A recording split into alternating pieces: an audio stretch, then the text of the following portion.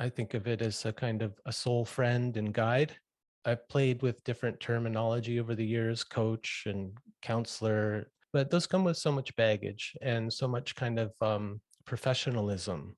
I really was inspired reading John O'Donohue's book Anamkara and that whole concept of the kind of the soul friend. That really resonates with me, and that's the kind of role I like to play in other people's lives. Just as someone on the path who might be just a few further steps along, who can maybe point some things out along the way, as you travel your medicine path. Just go, hey, you might want to watch out for that, or hmm, that fruit over there is pretty tasty. You might want to try that for yourself. Mm. I often think about like a jungle guide. I visited places like Costa Rica and South America, and if you're venturing into a jungle that you don't know, it's good to have a guide, someone who knows the territory really well and knows what to point out, both the pitfalls and the fruits along the way. So that's kind of how I see myself in that role. And then maybe the other way is through my artistic and creative expression.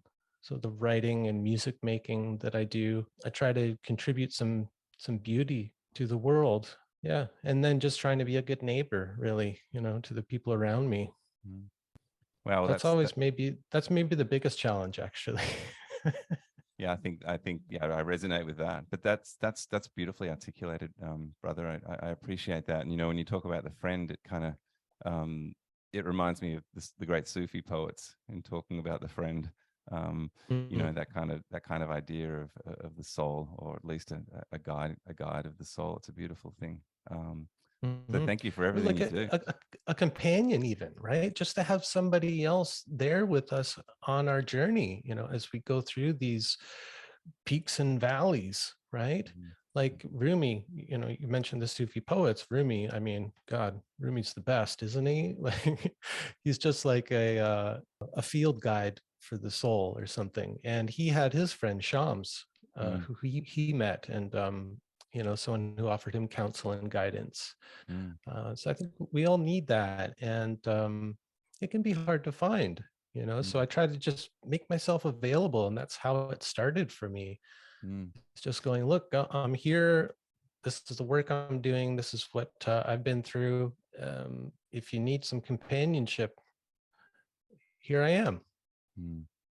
Well, I love that. I love that, brother. And it's interesting, picking up on that Rumi thread, that it was when Shams died that Rumi's heart kind of broke open and all those beautiful words poured out. It was Mm. grief. It was the beginning of his kind of soul descent, wasn't it? It's a beautiful thing. Yeah. And Well, in that friendship with Shams, actually, another one of his poems comes to mind, or a little piece of it. Out beyond ideas of right doing and wrongdoing, there's a field. I'll meet you there. And that to me points to, it's kind of a guiding principle in the counseling or mentorship work that I do. It's to try to meet people in that field, out beyond ideas of right doing and wrongdoing. So beyond judgment, in a place of the heart of acceptance, to meet each other there, so that we can learn how to be ourselves in relationship, which I think is the big goal. Jung called it individuation, which is a bit of a stodgy term, and has maybe too much of the individual in there. mm, But I think for me, what that means is, the goal of all of this inner work for me is so that I can actually be my authentic self in relationship with others, which is the big challenge.